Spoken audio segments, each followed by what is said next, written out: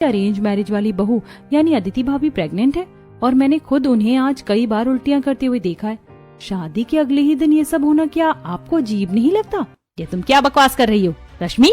शर्म नहीं आती अपनी जेठानी पर ऐसा कीचड़ उछालते हुए? तुमने खुद लव मैरिज करी है, इसीलिए तुम अरेंज मैरिज वाली बहू को नीचा दिखाना चाहती हो। जाओ यहाँ से और आइंदा ऐसी गंदी बात मत करना। माँ जी मैं झूठ नहीं बोल रही हूँ, मुझे शक है इसीलिए कह रही हूँ। रश्मि की बात सुनकर सरला छवि को आवाज देकर बुलाती है और कहती है, छवि जाओ अपनी अदिति भाभी को बुला कर लाओ, अभी दूध का दूध और पानी का पानी हो जाएगा। छवि अदिति को लेकर आती है। अदिति अभी भी थोड़ी कमजोर लग रही है। अदिति ये तुम्हारी देवरानी कह रही है कि तुम प्रेग्नेंट हो। औरतों ने बाहर कुछ बातें की हैं तुम्हारी उल्टियों को लेकर, क्या ये सच है? क्या शादी के अगले ही दिन तुम प्रेग्नेंट निकली? नहीं माँ जी ऐसी कोई बात नहीं है। भला शादी के अगले दिन कोई प्रेग्नेंट कैसे हो सकता है? वो तो मुझे सुबह से गैस और एसिडिटी की समस्या हो गई थी। शायद नई जगह का खान पान मुझे सूट नहीं किया, इसीलिए उल्टियां हो रही थी। सुन लिया तुमने? अच्छे से सुन लिया ना? मेरी बहू को गैस की समस्या है और तुम उसे प्रेगनेंसी का नाम दे रही हो। अब जाओ यहाँ से और आज के बाद ऐसी फालतू और घटिया बातें मेरे सामने मत करना, वरना मुझसे बुरा कोई नहीं होगा। ठीक है माँ जी, जैसा आपको सही लगे। रश्मि वहां से चली जाती है, लेकिन उसका शक कम नहीं होता। उसे लगता है कि अदिति कुछ छुपा रही है। अगली सुबह रश्मि उठकर किचन की तरफ जाती है। वो देखती है कि अदिति वहां पहले से ही मौजूद है और चोरी छुपे जार से अचार निकाल कर खा रही है। ये देखकर रश्मि कहती है, जेठानी जी आप सुबह सुबह खाली पेट अचार खा रही हैं? अरे रश्मि तुम कब आई? हाँ वो मुझे अचार बहुत पसंद है ना, इसीलिए बस थोड़ा सा चख रही थी। अचार पसंद होना अलग बात है, लेकिन जिस तरह से आप उसे खा रही थी वो सिर्फ प्रेगनेंसी में ही देखा जाता है। क्या वाकई जो मैंने माँ जी से कहा था वो गलत था? तुम बहुत ज्यादा सोचती हो रश्मि। आओ ना साथ मिलकर नाश्ता बना लेते हैं, माँ जी उठने ही वाली होंगी।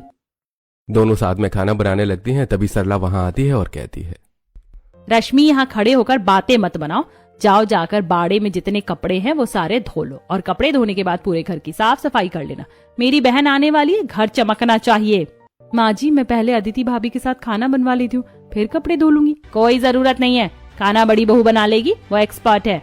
ऐसा कहकर सरला रश्मि को रसोई से हटा देती है। रश्मि गुस्से में कपड़े धोने चली जाती है। अदिति शांति से खाना बनाती और डाइनिंग टेबल पर लगा देती है। थोड़ी देर बाद अदिति खाना बनाकर डाइनिंग टेबल पर लगा देती है। सभी खाना खाने बैठ जाते हैं और अदिति सरला से पूछती है, माँ जी क्या मैं रश्मि को भी बुला लूं? वो सुबह से कपड़े धो रही है, थक गई होगी। तुम रहने दो बेटा, तुम बैठो। छवि जा जरा उस महारानी को बुला कर ला। छवि बाहर जाती है जहाँ रश्मि पसीने में तर कपड़े धो रही है। छवि कहती है, भाभी बस कीजिए, माँ बुला रही है, खाना लग गया है। बस थोड़ी देर में आती हूँ छवि, कपड़े धुल गए हैं, बस इन्हें फैला देती हूँ। रश्मि धुले हुए कपड़े छत पर ले जाकर फैलाती है और हाथ मुंह धोकर डाइनिंग टेबल पर आती है।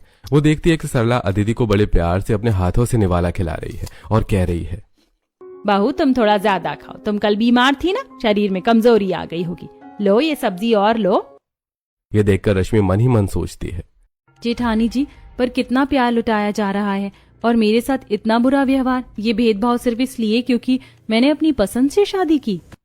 रश्मि ऐसा सोच ही रही थी कि तभी नीरज कहता है, रश्मि आओ तुम भी बैठ जाओ और खाना खा लो। रश्मि भी डाइनिंग टेबल पर बैठ जाती है। सब लोग खाना खाने लगते हैं। ऐसे कुछ दिन बीत जाते हैं। एक दिन सरला सभी लोगों से कहती है, आज मोहल्ले में हमारे पड़ोसी के जन्मदिन का प्रोग्राम है, उन्होंने हमें सब परिवार बुलाया है। अदिति बेटा तुम तैयार हो जाओ, हम सब चलेंगे। माँ जी क्या मैं भी तैयार हो जाऊं? हाँ हो जाओ, अब मुझसे क्या पूछ रही हो? क्या तुमने शादी मुझसे पूछ कर की थी? जो मर्जी आए करो। यह सुनकर रश्मि को बहुत बुरा लगता है। दोनों बहुएं अपने अपने कमरे में तैयार होने जाती हैं। अदिति आरव से कहती है, आरव मुझे लगता है माँ जी को रश्मि पर इतना गुस्सा नहीं करना चाहिए, वो भी तो इस घर की बहू है। गलती सबसे होती है, लेकिन उसे इस तरह नजरअंदाज करना सही नहीं है। हाँ अदिति मैं तुम्हारी बात से सहमत हूँ। मैं माँ से बात करूंगा और उन्हें समझाने की कोशिश करूंगा। फिलहाल तो तुम तैयार हो जाओ। अदिति तैयार हो जाती है। तब आरव उसे देखकर कहता है, तुम बहुत सुंदर लग रही हो अदिति। अगर तुम कहो तो फंक्शन के बाद हम तुम्हारे मायके भी घूम आते हैं। काफी दिन हो गए तुम्हें वहां गए हुए। नहीं आरव, तुम्हें तो पता है कि मेरे घर वाले कितना गुस्सा हैं। शादी के बाद जिस तरह की बातें हुई वो मुझसे बात करना भी पसंद नहीं करेंगे। मैं नहीं जाऊंगी, अभी रहने दो। दूसरी तरफ रश्मि तैयार होकर आईने के सामने खड़ी नीरज से कहती है, नीरज माँ जी अदिति भाभी को कितना चाहती हैं, उनसे कितने प्यार से बात करती हैं, लेकिन मेरे साथ उनका व्यवहार इतना रूखा है। मुझे ये बिल्कुल अच्छा नहीं लगता। क्या मैं कभी उनका दिल जीत पाऊंगी? रश्मि हमने लव मैरिज की है, इसीलिए ऐसा है। मैंने तुम्हें पहले ही बताया था कि घर वाले इसके कितने खिलाफ है, लेकिन तुम चिंता क्यों करती हो? मैं हूं ना तुम्हारे साथ। मैं माँ से बात करूंगा, धीरे धीरे चीजें ठीक हो जाएंगी। और सुनो, अगर तुम कहो तो पार्टी से लौटते समय हम तुम्हारे मायके चलेंगे। तुम अपने घर वालों से मिल लेना। मैं किस मुंह से अपने मायके वालों से मिलूंगी नीरज? उस हादसे के बाद से तो शायद वो मेरा चेहरा भी देखना पसंद ना करें।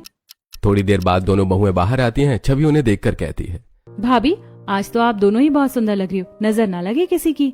अच्छा, तारीफ ही करती रहोगी या आप चलोगी भी? देर हो रही है। सब लोग पार्टी में पहुंचते हैं। मोहल्ले की औरतें उन्हें देखकर खुसर फुसर करने लगती हैं। अरे सरला तो कहती थी कि वो कभी लव मैरिज वाली बहू नहीं लाएगी, पर बच्चों के आगे किसकी चलती है। लेकिन मैंने तो सुना है कि वो अपनी लव मैरिज वाली बहू को ज्यादा नहीं चाहती, सारा प्यार अरेंज मैरिज वाली पर ही लुटाती है। इधर सरला अदिति से कहती है, चलो अदिति बहू, वो सामने वाली टेबल खाली है, वहीं बैठकर खाना खाएंगे। सब लोग एक गोल मेज के चारों तरफ बैठ जाते हैं। वेटर खाना लेकर आता है। तब सरला कहती है, अरे भाई सुनो, मेरी बड़ी बहू अदिति को आइसक्रीम बहुत पसंद है, उसके लिए वनीला आइसक्रीम ले आना। माँ जी, मुझे पेस्ट्री बहुत पसंद है, क्या मेरे लिए पेस्ट्री का भी बोलेंगी? सरला चुप रहती है, जैसे उन्होंने सुना ही ना हो। अरे क्यों नहीं बेटा, भाई एक पेस्ट्री भी ले आना इनके लिए। थोड़ी देर बाद वेटर आइसक्रीम और पेस्ट्री ला देता है। सभी लोग खाना खाते हैं और घर वापस आ जाते हैं। अगले दिन रश्मि अपने कमरे से बाहर निकल रही होती है कि वो आरव और अदिति के कमरे के बाहर रुक जाती है। आरव अदिति से धीरे धीरे बात कर रहा है। अदिति, तुम क्यों परेशान होती हो? मैं तुम्हें डॉक्टर के पास ले जाऊंगा। पर आरव, अगर किसी को पता चला तो? अरे कुछ नहीं होगा, पिछले महीने तो सारी रिपोर्ट्स नॉर्मल थी, इस बार भी सब ठीक होगा। तुम जल्दी से तैयार हो जाओ, हम निकलते हैं।